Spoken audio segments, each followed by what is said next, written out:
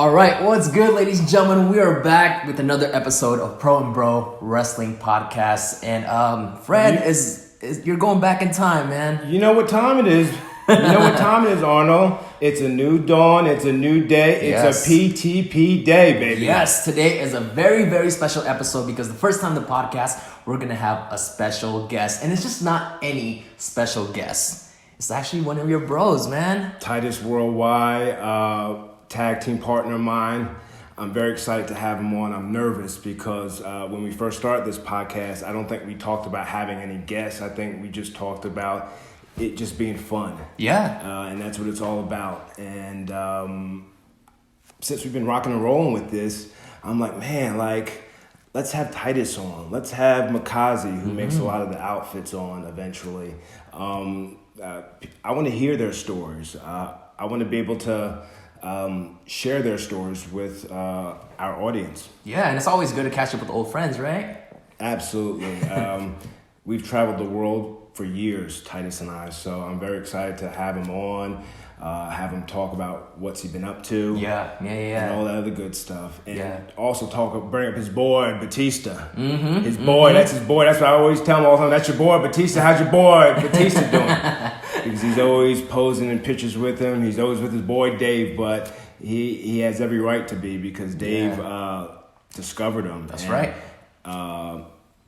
In his early 30s, late into the business, Batista discovered him and said, you should give WWE wrestling a try. And Titus was a big fan as a child, but then football was his main goal.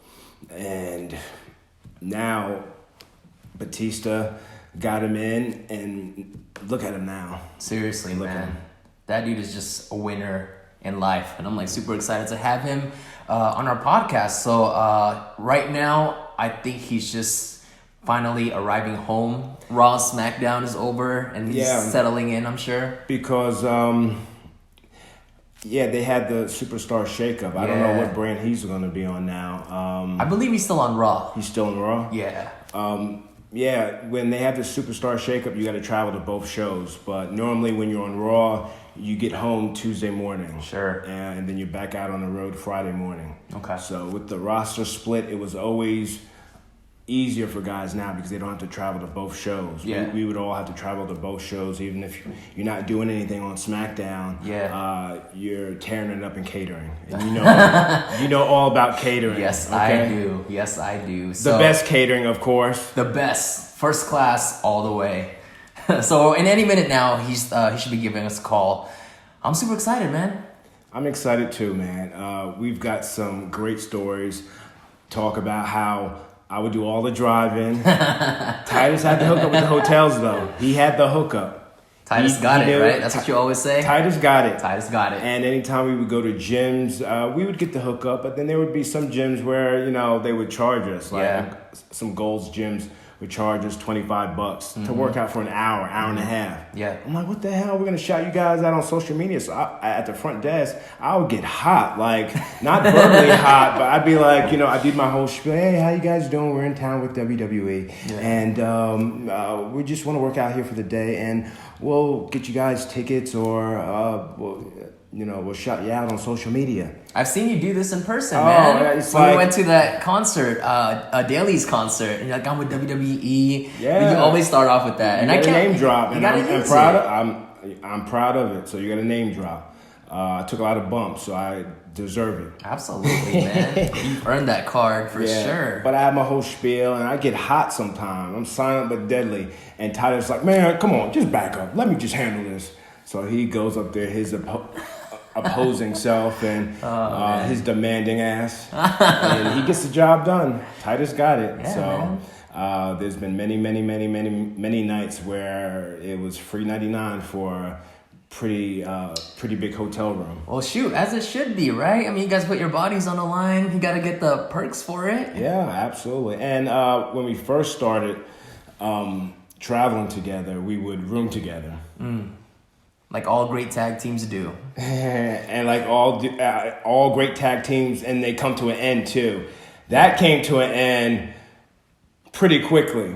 And in more than one occasion, right?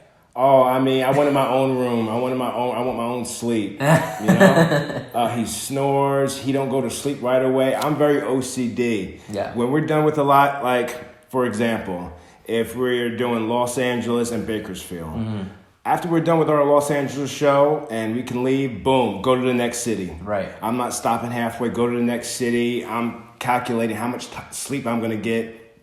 When I get to my hotel room, I'm going to be able to sleep, wake up, get the day started with the gym. Yeah. He's just all over the hotel, just prancing around on the phone. I'm like, come on. Got every damn light on in the hotel room. Amazing. I'm like, come on, let's take it home. Let's shut it down.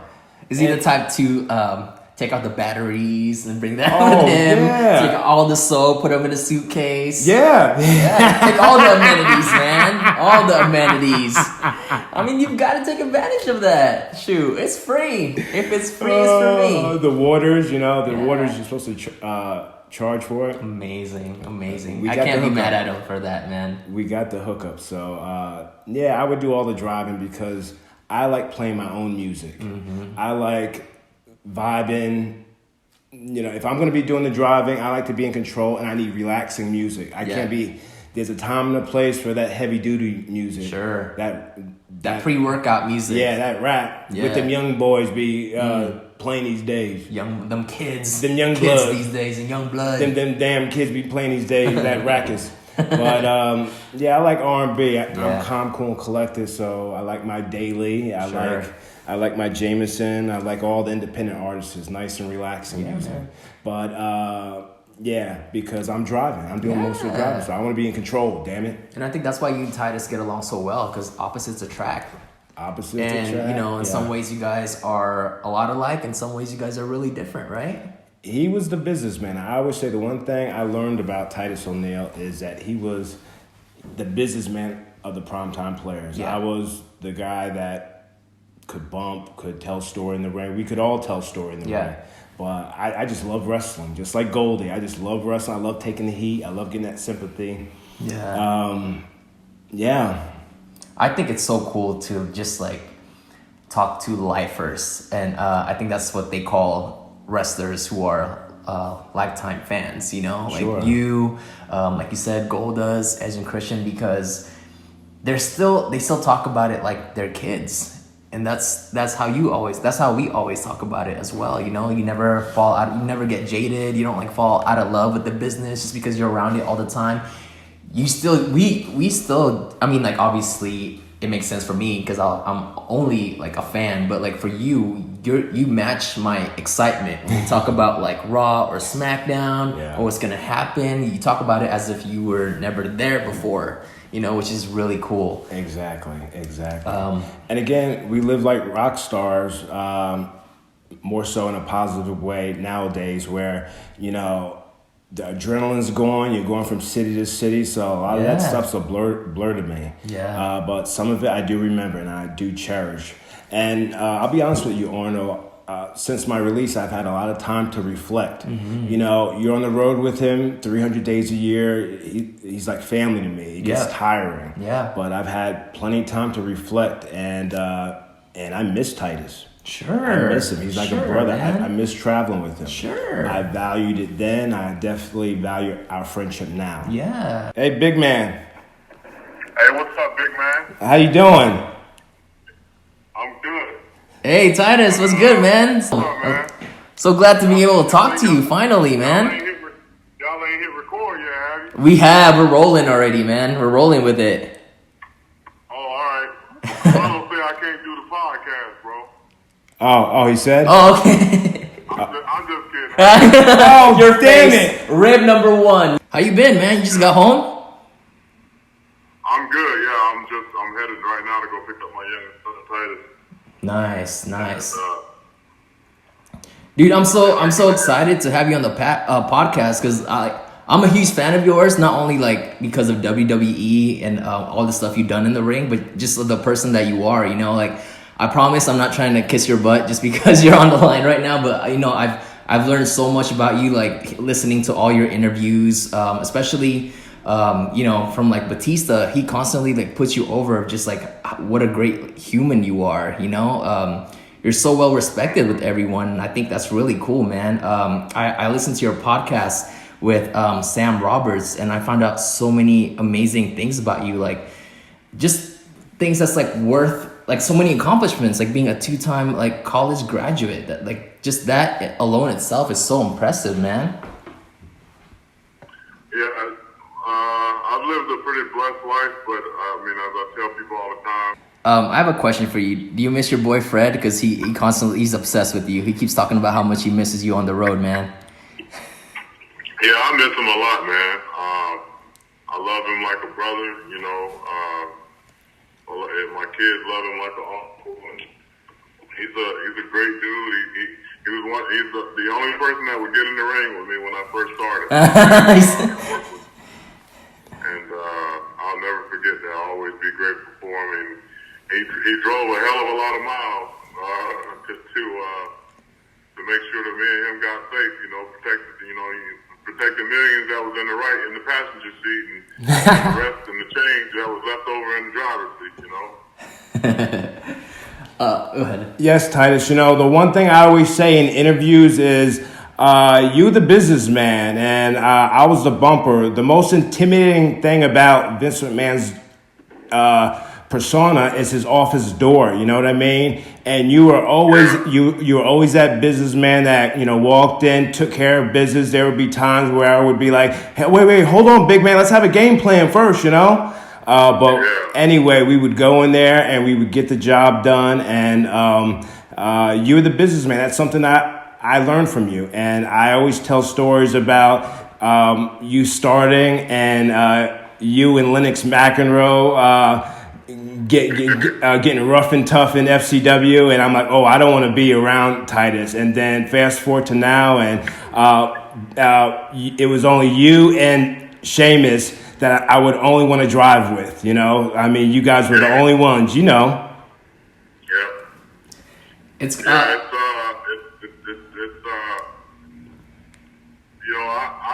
I love Vince McMahon, you know? Yes. And, you know, a lot of people are like, well, what about this and what about that? But yes. Me and him, as you know, and, you know, very few people know, me and him have a very special relationship. And I value not only our relationship, but I value what he's been able to afford other people to do for a living for years, you know. And you don't have to always agree with everything that's done, you know, in the business of professional wrestling, but you can never deny the fact that he has turned a lot of people, you know, into, you know, that were struggling to make ends meet. He's made it possible for them to buy homes and cars and provide for their families, and that's not just on-air talent, that's off-air talent as well. And so, like, for me, you know, I value that. I value that here's a guy that, you know, mortgaged his everything to see how WrestleMania was kicked off, you know, 35 years ago. And they could have easily been homeless and everything else, but he took a chance, and because of that chance, now we got the largest, you know, have the opportunity to work for the largest and greatest sports entertainment company in the world. And, you know, you've been in the fold. I'm sure, you know, he's giving you a platform too. Yes. Not just in wrestling, but in the, you know, in the lesbian and gay community. Yes. You've had a voice and utilized that voice in a very positive way, which has opened up other doors and speaking engagements, but also too help a lot of people heal and come out. You know, that probably were afraid to come out when you know, you did a lot of monumental stuff too. You know, that a lot of people I think sometimes kind of sweep under the rug, but it's never gone unnoticed to those that care and know you and love you, and I'm one of those people. I know you're big man.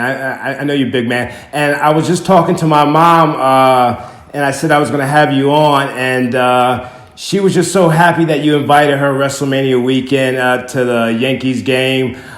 She had a blast, and I just want to thank you for inviting her to the game and just having a blast. Yeah, no, you know, yeah, that's our entertainment on the road. You know? Yes. she ain't entertaining me via her Instagram. She definitely if I get a chance for her to entertain me in public, in person, I definitely want to take advantage of that. But I remember a couple of years ago, you had told me back, a few years back that the Yankees were our favorite team, and we, and I was like, all right, and then I got her tickets for her birthday to the game. Yes. So I know how she is about the Yankees, and you know me, anytime I can put a smile on somebody's face, young or old, I'm gonna try to take advantage of doing that. Titus, you always did it all the time. From city to city, we work out at some of the best facilities, NFL, college facilities in the world. Titus Worldwide had the hookup. And what's the first thing that we look for? We're the equipment manager. Well, the equipment manager. That was more so from Darren because he wanted swag everywhere we went. No, yeah. I was shy, big man. I was shy. I would be like, oh. He'd be nudging me. Hey, big man, you think they got any shorts or some undertights? Then it went from shorts and undertights, t-shirts to sweaters to warm-ups to then he started. And bro, at one time I had, I think, 12 sneakers. Yeah. 12 sneakers. Before I lose my train of thought, I got to call it now. Tampa, Florida, WrestleMania 36, the main event. I'm calling it right now. The big dog, Roman Reigns, against the big deal, Titus O'Neil. What do you say? Man, I'd love that happened. Hell, I'll be happy to be anywhere in the car, but definitely that would be awesome. Apollo Crews, Darren Young, us coming to make the save. What do you say? I'd love that. If anything, probably you and Apollo might end up tag teaming mine.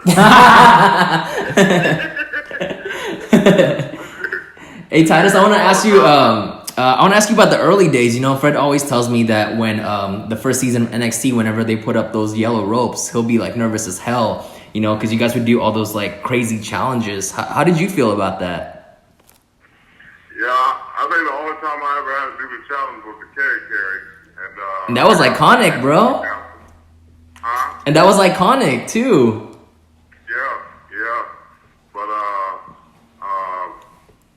his experience and my experience was a little bit different. And then the third time around, it was definitely different because we actually ended up making the show go a lot longer than it was supposed to go. Still ain't redeemed none of my damn redemption points. So I'm clear everybody out.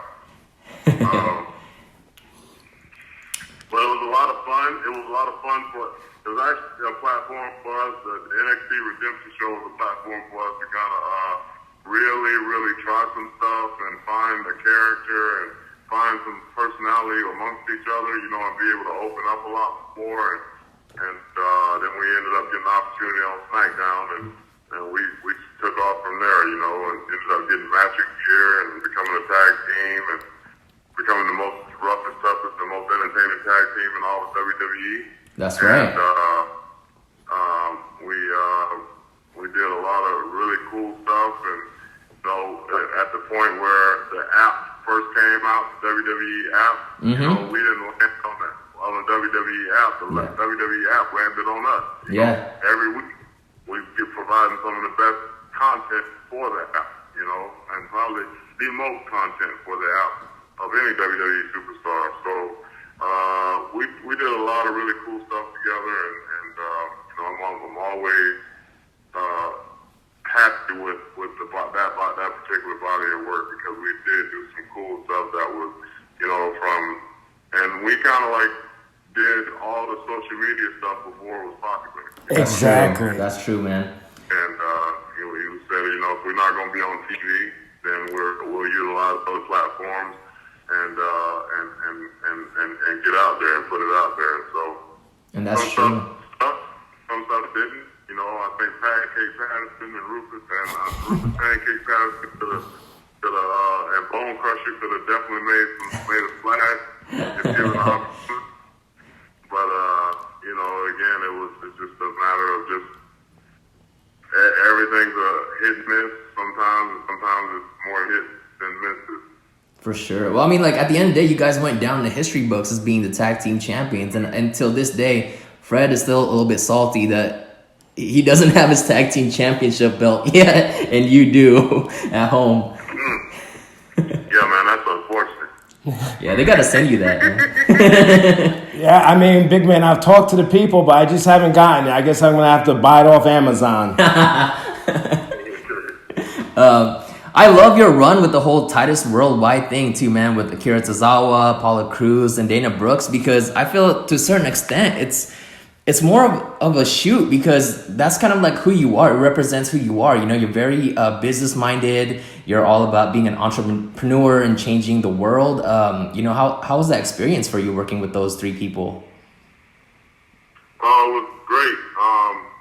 You know, obviously leading Tozawa to the 205 Live Championship. Yep. Was awesome.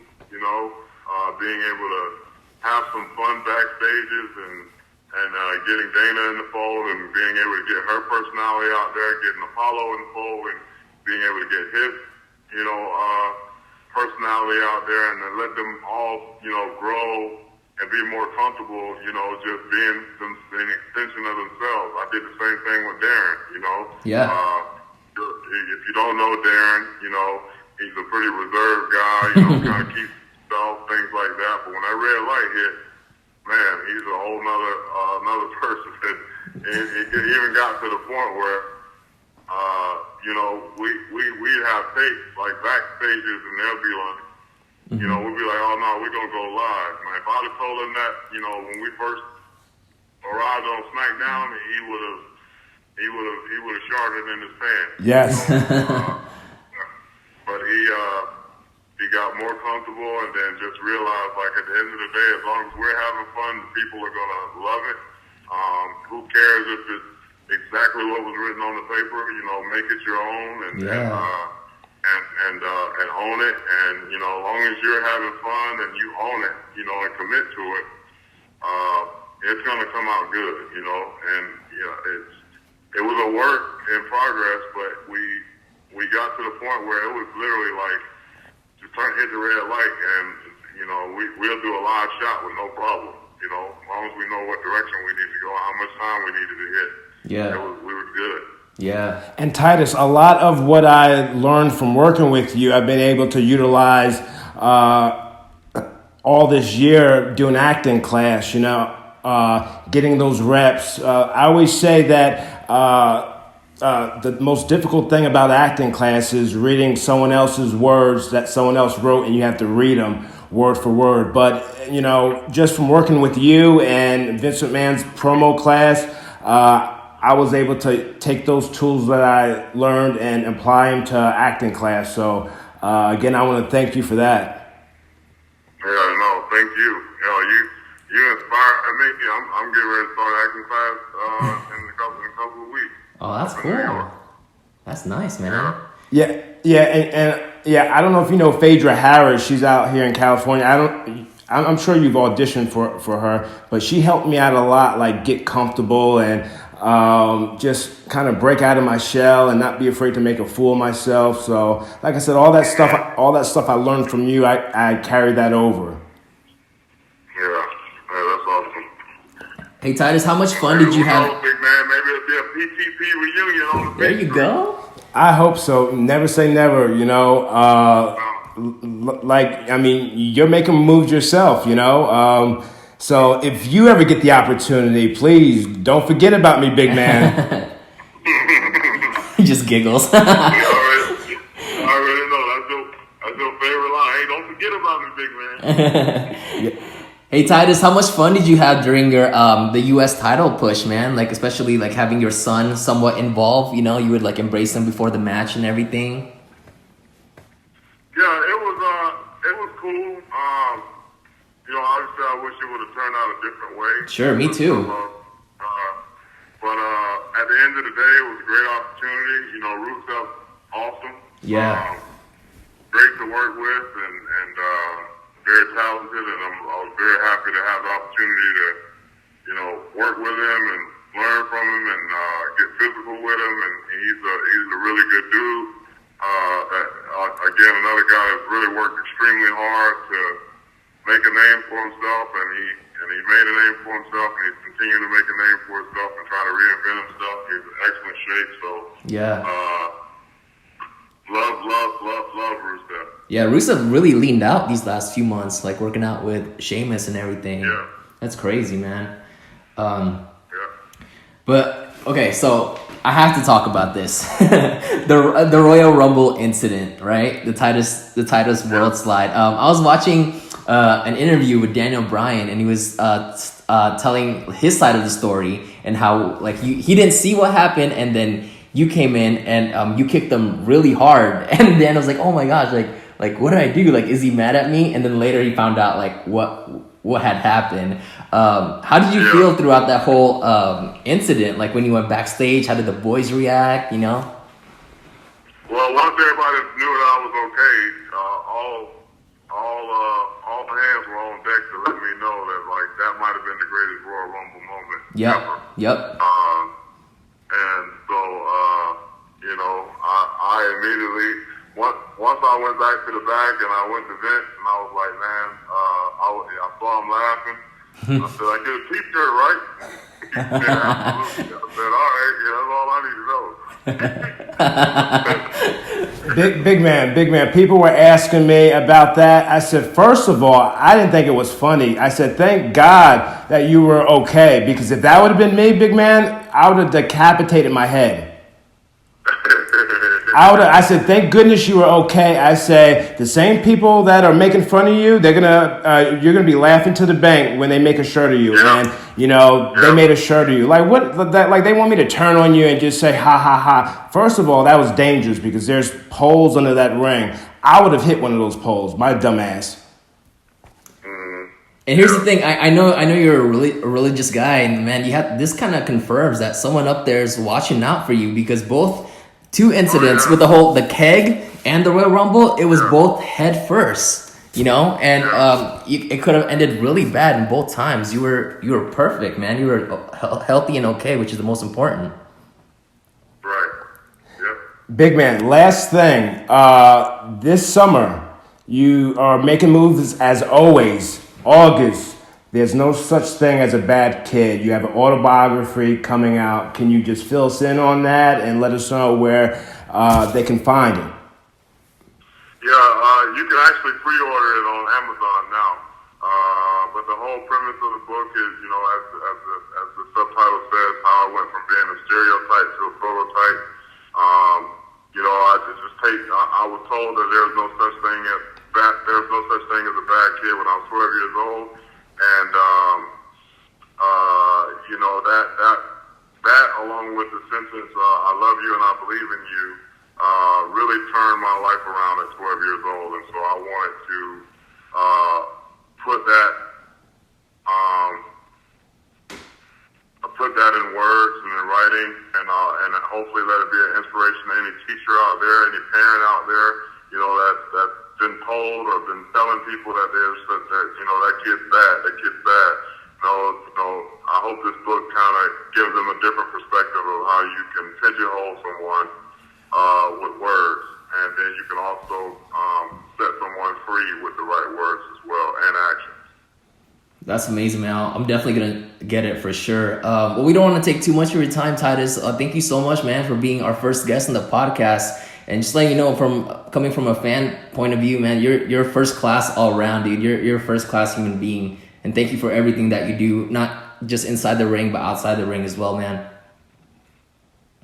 Yep, thank you. Thank you guys for having me on, and much continued success to both of you with this podcast. We use it as a platform, obviously, to inform, entertain, and educate, people in the world of inside and outside of sports entertainment. Thank you, big man. I love you. I'll talk to you later. Okay, man. I love you, buddy. All right, peace out.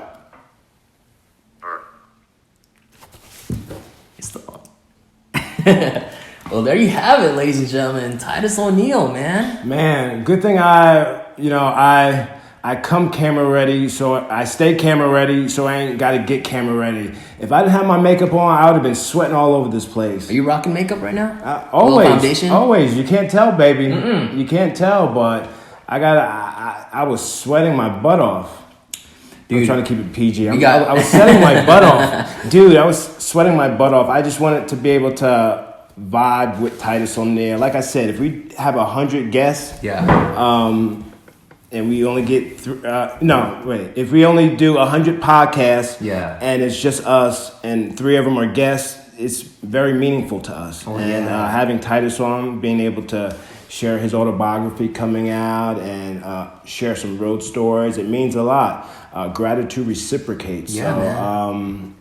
He's making moves. I learned so much from him. I've had so much time again to reflect on how much I love the big man. Yeah, and it makes so much sense for Titus to be the first guest. Obviously, he's like one of your close friends in the business, you know, and it's just so genuine. And I could feel like the relationship that you guys have, you know, it definitely reciprocates. Like your love for him bounces right back off to you, which is amazing, man. And he echoed a lot of what we talked about. Yeah, he uses your same terms and everything. Yeah. It's so funny, man. I mean, again, thousands of miles traveled with him. Yeah.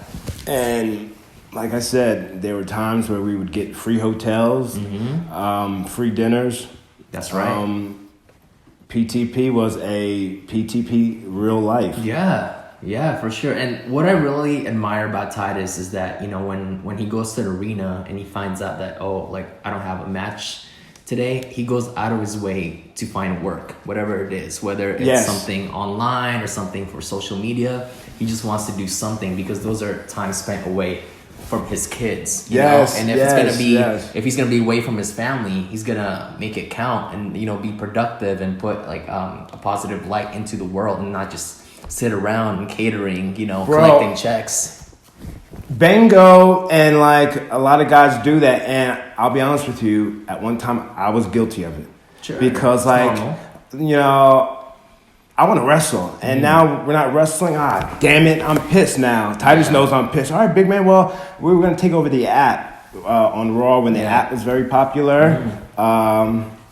We were all over the app. We were getting those reps in front of the camera, having a good time.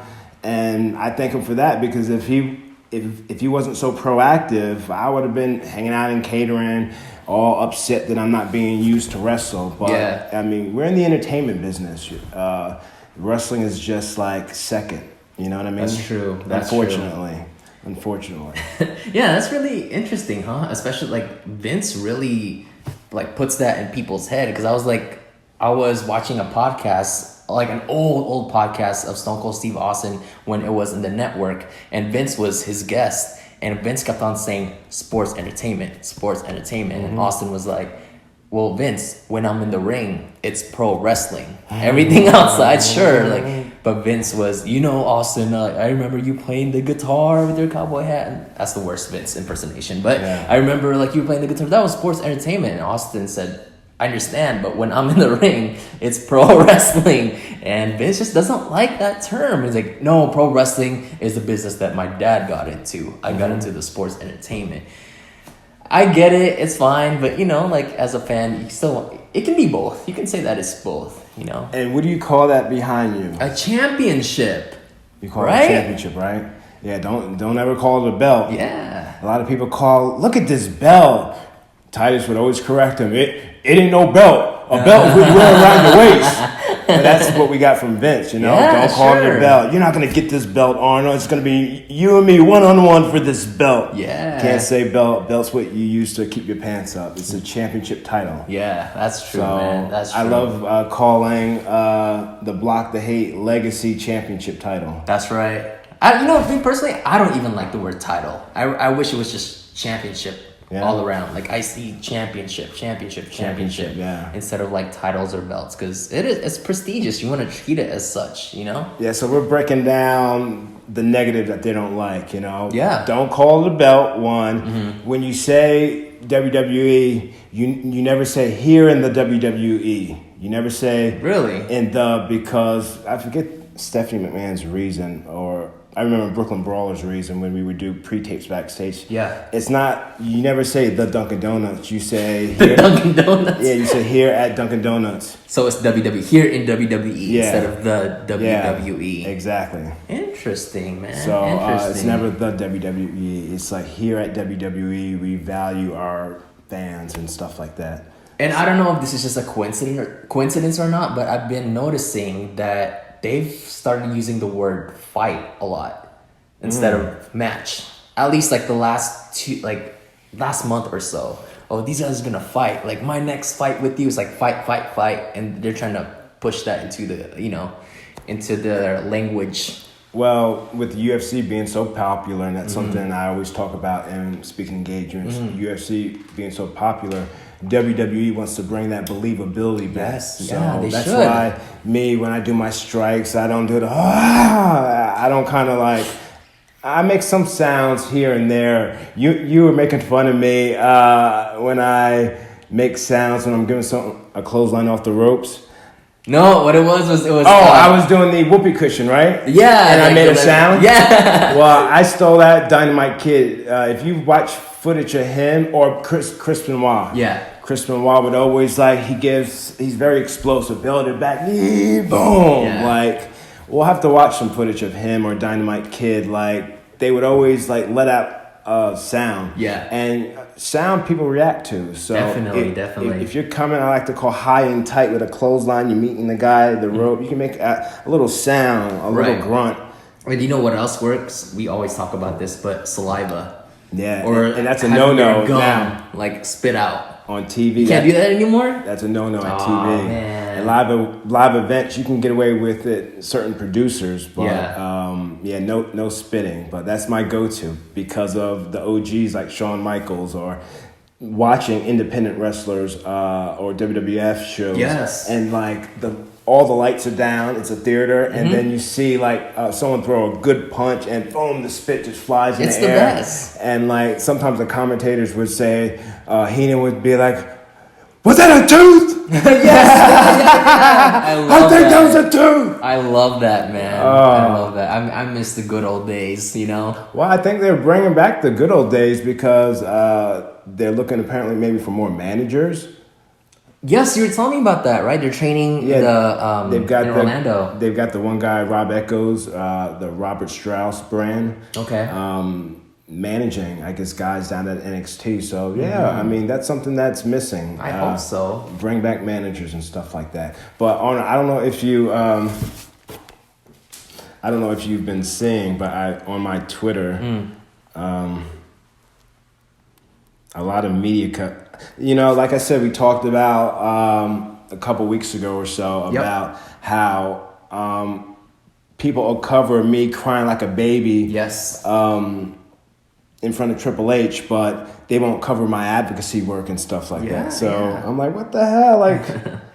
But there's no such thing as bad publicity, right? There's no such thing as bad publicity. So this one website covered, Darren Young is hoping to sign with AEW, ROH, or New Japan. I mean, give me a shot. Yeah. It doesn't make sense, man, that they're not. I want to be able to have my cake and eat it too. I want to be able to maybe be on the road and then come back and do a podcast and talk about my experiences.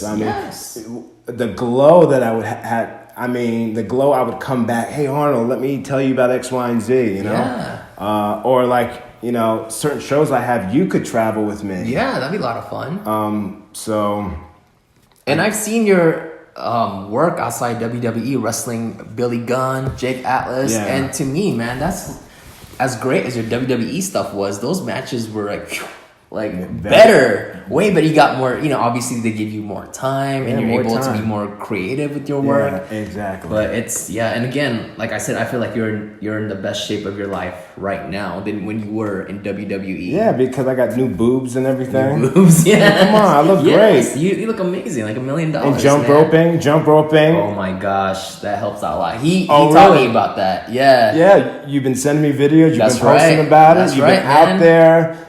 In the compound. Outside, I told you in the heat. You got to get it in the heat. Oh, it's too hot. I didn't do it in the heat still, though. It was gloomy. It was early in the morning. A nice brisk. Well, you were covered up. You were sweating. I'm sure. Man. Oh but that's the goal. Yeah. 1,000 reps. And like I said, it destroys belly fat. Yes, man. So I'm glad you're doing that. Health is wealth. Since you're here, let's talk about current events with the whole Superstar shakeup. Did you see all the people that got drafted to both SmackDown and Raw? I seen some. I know the Usos are on Raw. Did you hear who just recently got drafted to SmackDown? Because it's still going, right? It's done now. It was last night. Yeah. I think online they still announce like people that could be going where. Sure. They might still continue it. Sure. But the ones that were on TV, that's just live, and you can look online to see who else that they didn't announce. Guess who's on SmackDown now? Name one person. It might be someone that you wouldn't expect. Damn, you put me on the damn spot, man. Just think of in the roster. Who's been in Raw for a while that hasn't been on SmackDown? Okay, want me to tell you? Yeah. Yeah, damn it, tell me. Roman Reigns. Oh, God, really? Roman Reigns got drafted to SmackDown. So did Elias. Wow. Elias is on SmackDown. Finn's on SmackDown.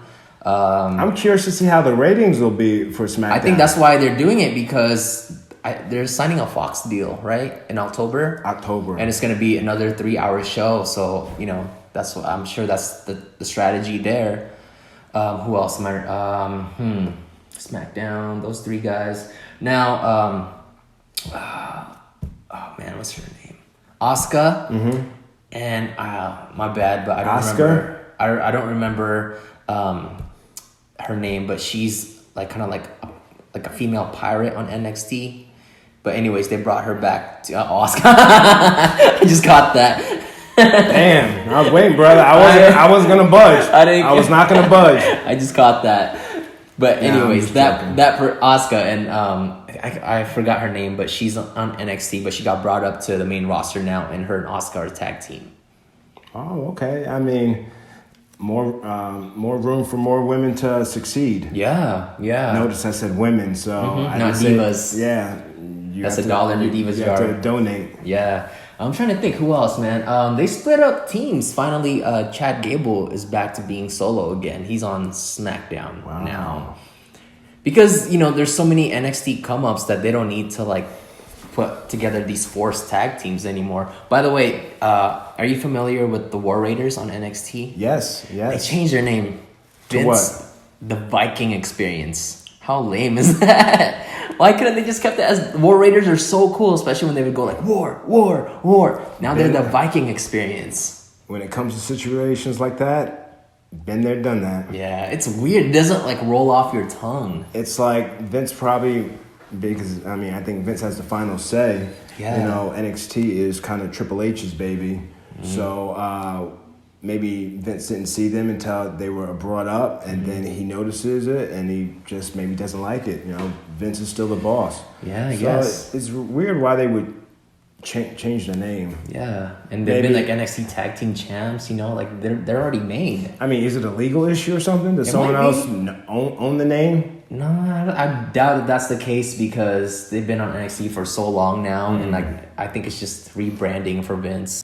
I've been a part of the Superstar shakeup, and maybe it's changed over the years. But It's changed, but I know when we didn't know what was going on. At least Now they do, because they don't no longer have that reveal where it's on the Titantron, and then who is it? Boom, a picture pops up, and it cuts to backstage and getting their reaction. Yeah, that's how it was with us. It's not like that anymore. Now they just come into the ring, and that's to say oh, they're here now. Yeah, so they probably know, huh? Yeah, that's how Roman made his entrance. That's how Elias made his entrance. You just assume they showed up. They're a part of Raw or SmackDown. Yeah, I didn't see it because I'm making moves and stuff like that. Sure. But How do you like it better? Do you like it? No, I like the old way better because it's a genuine reaction. It's a nervous reaction. You don't know what the hell's going on. Yeah, especially I remember like Cesaro's reaction. Like he really felt like he got really disappointed that he got drafted to Raw, and he voiced his opinion. And I think that was a shoot, saying like, "Man, I wish it was SmackDown. I really wanted to be on SmackDown." Wow. What I do like about this Superstar shakeup is not only are they shaking things up between Raw and SmackDown, but also NXT and 205 Live. So Buddy Murphy is no longer the Cruiserweight division. He's on to SmackDown now. SmackDown, so he's moving up? Moving on up. Moving on up! To the east side. To the deluxe apartment! In the sky. I can't, can you do the walk? I can't do the walk. I can do the walk. You're damn right. You're damn right. That's fucking beautiful. Right? We just harmonize, man. Yeah. And also from the 205 Live division, Cruiserweight division, Cedric Alexander goes up to Raw, which I'm happy about. Yeah, I'm very happy for. I know a lot of the guys I was reading online are happy, like Mustafa Ali, aka Ali. Ali, man, and I think they changed his name. Did you know that? They took out Mustafa. Jeez. Now it's just Ali. Just recently? Maybe they've been doing that. Weeks ago. I think they've been doing that with a lot of guys. Like they've just been one it's no more like video game character, like just one name guys. Now it's just Andrade, right? Andrade. I think it's just Andrade now. But yeah, they did that a lot. Remember when Neville used to be Adrian Neville? Yes. Now it's Neville. Yeah. Well, now it's Pac, but yeah. Also outside of WWE news, what's his name? Wow, I'm forgetting his name. Austin Aries hinted that he might be in Double or Nothing. He might be joining AEW. It's not for sure yet, but he had an Instagram picture where it's like, something about Vegas and like contract sign. So I mean, if they got Austin Aries, that's a pretty big deal, man. Yeah, Austin's the OG. He's been around for some time. I've had the pleasure to be in the ring with him. Yeah, he'll get along really well with Daniel Bryan. Both of them being vegan. That was kind of their gimmick too for a little bit. Yeah, they're big fans of the vegan. I say, man, being a vegan, I think it's tough for some people. I know Daniel Bryan, he would have a separate suitcase when I would see him in the locker room. A big ass suitcase. With what? All like vegan products and stuff like that. I want to see. Like big tubs, like big tubs of powder and stuff like that. And it's funny, like when I would crack up like the foreigners like Wade Barrett when we would be traveling during the Nexus days. Yeah. And he have his like powder, his protein powder or his pre-workout in his bag, carry-on bag. And like they're like checking it. They hold him up because that happens to me too. Dude, that happens to me too. They're like, what is this? And there's some guys that's like, oh yeah, how is the C4? Is it good? But there's some like, people that's like checking it. Well, they have to check it. You have to check it anyway. Yeah. So well, they're doing their job. Yeah. But they just hold them up extra longer. Oh, great. There's something you either get through or they just hold you up extra, and they would always hold up Wade. I'd be cracking up. Him or I think I just remember Wade. Yeah. But by the time you guys are seeing this, it's like the next week for us. But we're recording this a few days after our last episode. But SmackDown was last night for us, and you said you didn't watch it, but did you know that Big E is injured? Yeah, I seen on the internet that he's injured. Nia was injured too. Yes. But Big E is injured. What's injured? His knee? I'm not sure. It might be his knee, huh? I think one of his knees, and again that just wear and tear. You're just on the road and stuff like that. Me, I was always a big fan in stretching and getting to the building early because I can't just jump in the ring and just start rolling around. Yeah. I gotta get there early and stretch. If call time is 5, I want to get there like 3:30. Yeah. I like to get there early. I pick my spot in the locker room. Like I kind of. I've got pictures online of like me just randomly taking pictures of my wrestling area. Very neat and organized. Yes, Everything is like I wear 2 pairs of slacks. I think maybe that would be a good episode in the future. Yeah, that'd be fun. What's in my gear bag? And that's sick. I guess we can talk for an hour about like why I do what I do. Yeah. But yeah, I like to get to the building early and just like stretch. And injuries come with the territory. Yeah. You're on the road 300 days a year.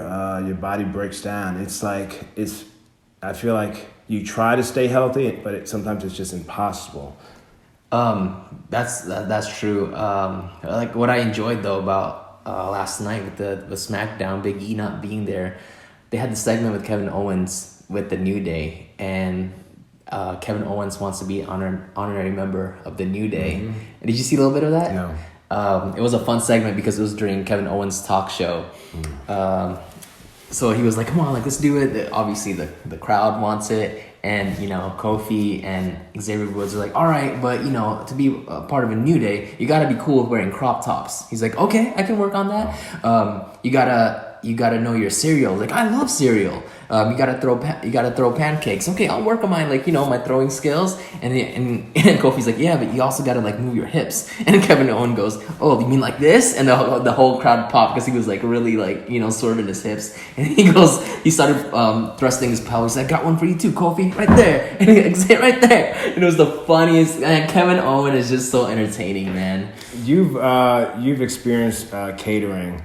I enjoy catering, hot food and everything. You see him in catering, he goes and gets like white bread, like cheese or turkey sandwich, maybe grilled cheese sandwich, and that's like his dinner. Simple, huh? Pretty like basic or what? Damn, I'm like, where's the protein at? Oh, yeah. I love KO. He's got his ways. He's always been so kind to my guests. Now, I don't know if that's exactly what I just remember, vividly. I mean, I'm getting hot food. I'm on my plate. And I look over. I'm like, dang, just... It's bread and cheese? Just bread and Getting that calcium in there? Okay.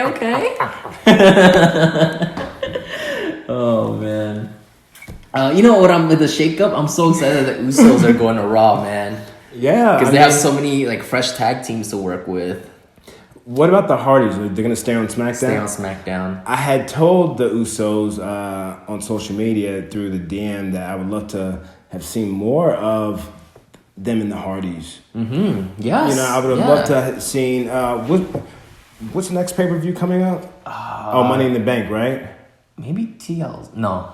TLC? I think so. I would have loved to have seen them in one more TLC, the Hardys. You know what I mean? Yeah. Oh my gosh, man. I'm against the brothers. Like, do one more. Like, please. But you do that, that's it. That's it. That might be a retirement match because that takes a lot out of you. That's true. Those guys can still go. I mean, maybe next year WrestleMania. Yeah. I mean, I definitely want them, but they've already done the match. So why don't they keep it moving? I like save the TLC for like WrestleMania. Oh, like save that moment? Yeah, and not have a TLC before that, and maybe that's how the Hardys go out, passing the torch to two other brothers. Yeah, it's gonna be another amazing tag team who already are amazing tag team. Yeah, I would love to. I would love to see them go at it again. I know that match on SmackDown was kind of quick, wasn't it? Was it? I didn't see the whole thing. No. Yeah, but those guys again, a dream match. Yes, I think on our dream card, right? Yeah, what was a triple threat tag, right?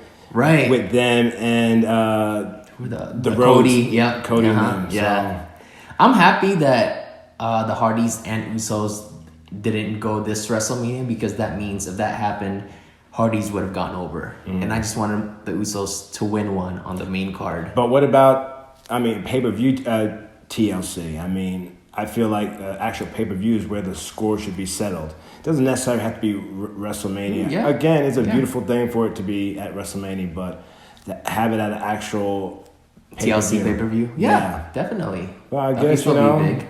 We have our own opinions, if we were in a meeting, that's how we would be talking.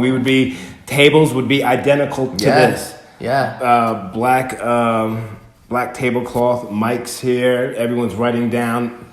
Well, everyone gets a script. And you be Michael Hayes, I'll be Bruce Pritchard. Exactly. Stuff gets X'd out. Script has to be redone. All right, this is a new one. All right. Stuff gets changed. All right, they take it back because they have to redo it. So by time like the end of the night, you've gone through like 20 scripts. Jeez. You see how hectic it can be backstage? Control chaos. I would love to sit in one of those and just be like a fly on the wall. Exactly. You know? I use that line a lot, just a fly on the wall, you know? I said that with my acting coach. Oh, can I get more reps with you one-on-one? I just want to be a fly on the wall. But yeah.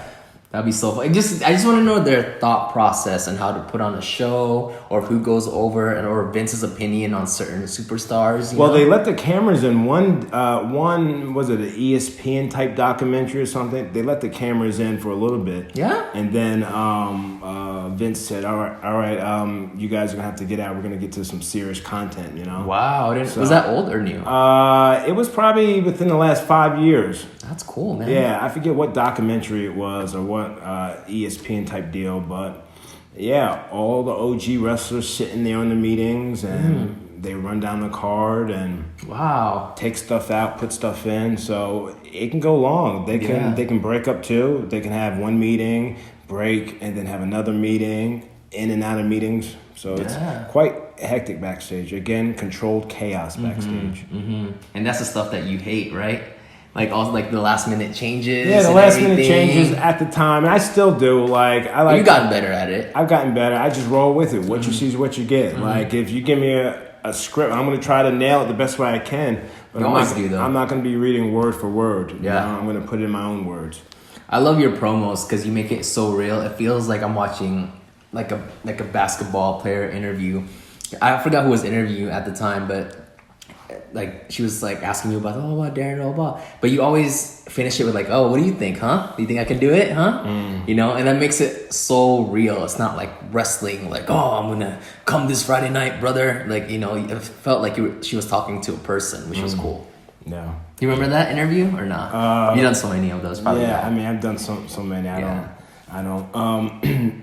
But did you hear something about Sasha being upset? I think. Oh my gosh! Touch upon that. Okay, so all through the grapevine, I can't say these are facts, but I heard that she was very unhappy with how they treated the women's tag team titles, because she wanted to give the title meaning, and she wanted her and Bayley to hold it for a long time. So when they finally lose it, it means something. Yes. So I guess maybe the day of WrestleMania, they told her that they weren't gonna go over, and I heard she threw a fit. I heard Bayley had some type of like backstage, like you know, like she threw a fit as well or something. Passionate, yeah. And it was, and I think WWE. That's why the WWE gave her some time off to cool off. They gave her like a vacation. That's why she went on vacation with her husband and Kalisto and his wife, and you see all over Instagram they're just relaxing. And they never show their face. Never. And I'm always curious to see what he looks like too. Kalisto, I call him Manny, and I love Manny to death. I love him. He's a great guy. He's very creative. I go to him for advice, like does this look cool? Sure. Like he really helps me out. So he's very creative in the ring. So I always go to Manny, Kalisto. Yeah. But I heard that Sasha unfollowed WWE and she followed AEW. Really? Yeah. I had no idea about that. Yeah, so that's, again, I heard. I haven't seen it from my own eyes, but that's what I heard. That's fun. I love my girl Mercedes, you know. She's Mercedes to me. That's my girl. But Sasha, let's play around a little bit. Let's play. I love that. And that's cool. I mean, like, I gotta like applaud her for that, because like, yes, to a certain extent, you know, you gotta play your role in the overall show. You can't be like the main attraction all the time, but at the same time, you also have to not undervalue yourself. If you know that you're worth more than what's given to you, then go outside and like do it. Yes. You know? Yes. And that's what Cody did, you know? They told him like, oh, I think you're a supportive team player in our big play. We need you here, you know? Like everyone has to have their roles. But Cody's like, yeah, but you don't put a main attraction. He believed himself. He already believed in himself. Like, I'm like a main eventer. You don't put a main eventer on this type of slot. So that's why he proved himself out there, you know, and made his case. So I think Sasha is definitely a main eventer, man. Like, I just didn't like, it wasn't her fault. I didn't like how she kept on like, every time she wins a title, she loses it the next night. That's how they booked her. But I will never forget her constant back and forth war with Charlotte Flair. And I think Charlotte and Sasha, those two put the women's division on the map. Because it was Mom, those you better two. not call. You better not call because She heard women's division somewhere. Yeah, you better not call because I know what Arnold's talking about is your favorite match. Yes. Your favorite matches with Sasha and Charlotte. But those two going back at it were just like main eventing Raw, main eventing, I don't know if they main event SmackDown, but they were constantly having main event matches, the last match of the night, and they would tear the house down. And I think the reason why WWE put a hold on Sasha was because they think she's prone to injuries. You know, like she'll take risky dives where it looks dangerous and it looks like she's this close to like permanently injuring herself. So maybe they didn't want to risk it, and that's why they kind of like held her back.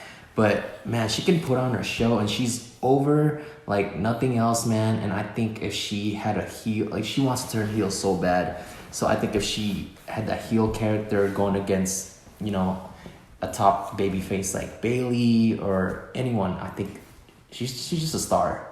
I remember before she came up on the WWE roster, I think I was doing like backstage at WWE, I was doing like a live type Twitter thing, and a fan asked me, what NXT woman do you feel is next to come up? And I said her too. Yeah. The boss. I said, she's ready to come up. I really put her over like $1 million, and she's done great things in the wrestling business. Yeah. The one thing about her is I remember her, again, she's another one that came from the New England area, the Killer Kowalski area. Mm-hmm. And she didn't change. She's still the same Sasha Mercedes. Cool. She still shows love for me. She's still a big supporter of the Block the Hate movement. Yeah. She always supports Headquarters Clothing. That's what it's all about, because when you leave WWE, you stay in contact with a few people. Yeah. But eventually some people tend to fall off. But Sasha, Makazi, Titus, Sheamus, all those are great guys that I still stay in contact with, and they support me. Yeah, that's awesome, man. And I hope she does stay in WWE, because I feel like that's where she belongs. But wherever she goes, she's going to be great. You can go to AEW. I mean, if you do that, come back, Yeah. She has the freedom to do whatever, because she's the boss. Yeah, she is the boss. And she's Snoop Dogg's niece, right? Snoop Dogg's niece. Speaking of Snoop Dogg, I need to hit up Sasha to see if I can, meet up again with my boy Snoop Dogg. See if he's got any business ventures, if you know what I mean. That's icky. Yeah, that medicine, baby. Yeah, man. That medicine, that's what I'm talking about. But I've been to the compound. I've hung out with Snoop. We've done stuff backstage with Titus and Snoop, like on the app and stuff like that. Yeah. He's always been so dope to us. I remember, and I can say it, I don't care. Sure. I remember one time Snoop was a guest or something. He was guest host on Raw or guest something. Guest host on Raw, and sometimes it goes down in the locker room. Mm-hmm. It goes down, and Titus wanted to just go in there and just say hi to him. Yeah. And Titus is straight edge, and I went in there with them, and the place was reeking, and like I go in there. Oh, what you got there, Snoop? He's like, and he told me what he had. I said, I'm a vapor myself. He's like, man, I got the real shit, man. You want some? I said, all right, I'll take some. Yeah. So, smoking on the job, Yeah, sure. No so good. Yeah. No so good. No so good. Yeah. No so good. But yeah, he was really cool, and I was so nervous, man. Like after I was cool, like with him in his locker room. Yeah. And then as soon as we left, I'm like saying to myself, oh shit. No, Snoop Dogg. No, in a nervous, because I don't want to smell like it. Oh, that way. I'm like, oh shit. So I'm like dodging writers, dodging whoever I see important. I'm trying to get to the locker room so I can spray myself down. Yeah. But I felt good. That paranoia went away, but I was nervous wreck, man. Sure. I can't say no to Snoop. No way. He's an OG. Remember when he was Snoop Lion for a while? Snoop Lion, what? What was that? The clothing brand or something? No, he called himself Snoop Lion after he... Snoop Lion? Yeah. Oh. This is like, I want to say 2009 or something like that, when he just came back from Jamaica probably, and he kind of had like an awakening, and he's like, I'm Snoop Lion. He started calling himself Snoop Lion for a little bit. That's what happens when you get creative off that medicine. Sure, man. But I think that's a good place for us to wrap it up. What do you think? You think so? It's a perfect time to take it home? Take it home, man. All right, guys. Make sure you follow us on our Instagram at Pro and Bro Wrestling. Follow us on our YouTube channel at Pro and Bro Wrestling. Wow. And also follow us on iTunes, dude. We really appreciate your support. Leave comments. Bro, leave comments in the section. Subscribe. Help spread the word. How did I do, Arnold? You have great impersonation, but that was the worst impersonation of me. I've not once have gone like this with my hand as I talk. But that was, but it's an honor to get impersonated by you. So I'll take it, man. Well, redo it then. Redo I it. can't. Let's fill the people in on everything so they get all the information. Thank you guys so much for watching. Don't forget to follow us on iTunes at Pro and Bro Wrestling. Follow us on Instagram at Pro and Bro Wrestling. See, you did it better than me. I stuttered. And don't forget to follow us on YouTube as well. Make sure you guys subscribe, leave a comment, and on iTunes, if you like what you hear, give us a 5-star rating and let us know what you think and how we can improve the podcast.